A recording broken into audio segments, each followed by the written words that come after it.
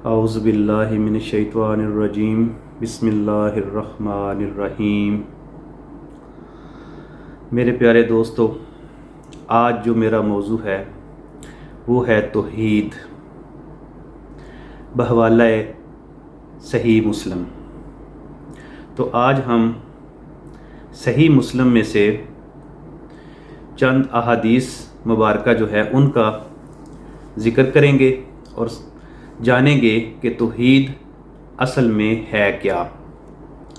توحید کے بارے میں جاننا ہر مسلمان مرد اور عورت کے لیے بہت ہی ضروری ہے۔ صحیح مسلم کی حدیث ہے،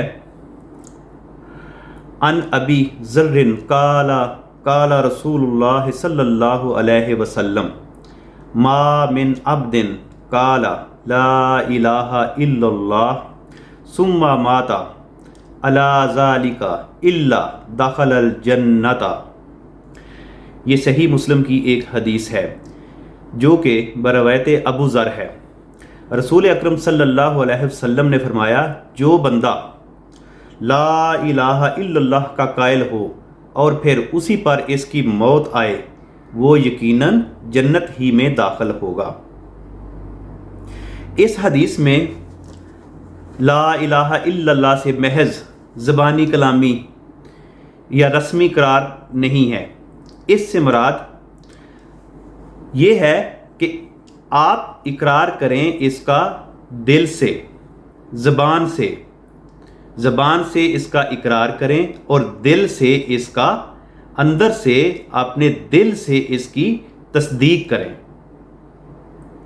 مطلب کہ یہ نہیں ہے کہ زبانی کلامی آپ نے اس کو کہا اور بس یہ ہو گیا، اس کے لیے زبانی بھی چاہیے اور قلبی بھی چاہیے، جیسا کہ دوسری حدیث میں ہے، مستیقنا بہا قلبہ صدقن بہا قلبہ، یعنی دل کے یقین اور سچائی کے ساتھ یہ اقرار و اعتراف ہونا چاہیے۔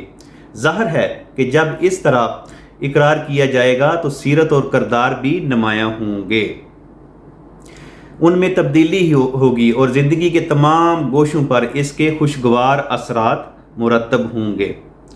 جب آپ کسی چیز کو دل سے اور زبان سے قبول کر لیتے ہیں تو پھر اس کے بعد آپ اس کو عام رسمی طور پر نہیں لیتے، پھر آپ کے دل میں وہ چیز اتر چکی ہوتی ہے، آپ اس کے ساتھ مکمل طور پر ٹائی اپ ہو چکے ہوتے ہیں۔ اس لیے جب بھی آپ توحید کی طرف آئیں گے تو آپ کو اللہ اور اللہ کے رسول کو اپنے زبان سے بھی اور دل سے بھی ماننا پڑے گا۔ اسی طرح ایک اور حدیث ہے، ان سفیان بن عبداللہ قال قلت یا رسول اللہ قل لی فی الاسلام قولا لا اسأل عنہ احدن بعدک قال قل آمنت باللہ ثم استقیم۔ سفیان بن عبداللہ سے روایت ہے کہ انہوں نے کہا، میں نے عرض کیا، اے اللہ کے رسول، مجھے اسلام کے بارے میں ایسی بات بتا دیجئے کہ آپ کے بعد مجھے کسی سے دریافت نہ کرنا پڑے۔ تو آپ صلی اللہ علیہ وآلہ وسلم نے فرمایا، کہو میں اللہ پر ایمان لے آیا، پھر اسی پر ثابت قدم رہو۔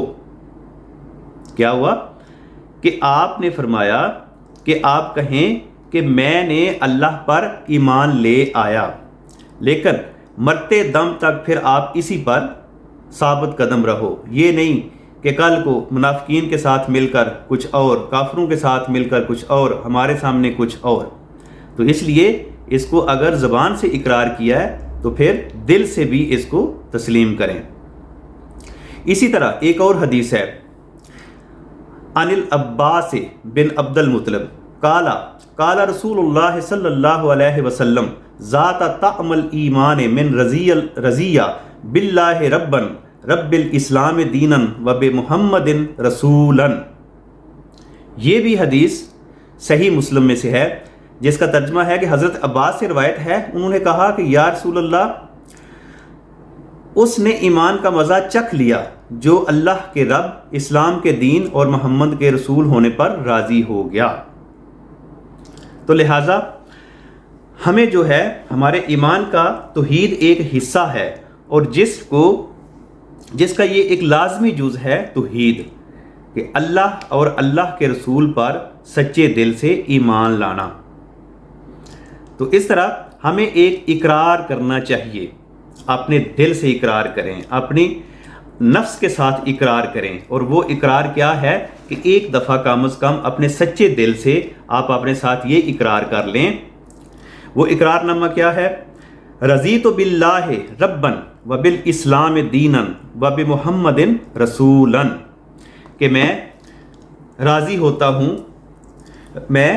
ہوتا ہوں ایمان کا مزہ چکھ کر جو اللہ کے رب، اسلام کے دین اور محمد کے رسول ہونے پر راضی ہو گیا۔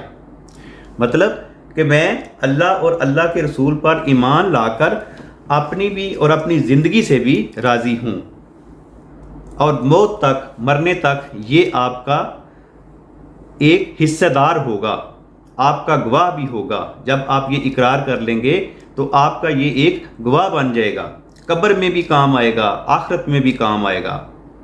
تو دعا ہے کہ اللہ تعالی ہمیں توحید پر پورا عمل پیرا ہونے کی توفیق عطا فرمائے، اور ہم صرف زبان سے نہیں سچے دل سے یہ اقرار کریں کہ اللہ اور رسول سچے ہیں، اور ساری بڑائی اور ساری بزرگی انہی کی ہے، اور انہی پر ہم ایمان لاتے ہیں، اور انہی کے ایمان کے صدقے ہم آخرت اور دنیا میں سرخرو ہو سکتے ہیں۔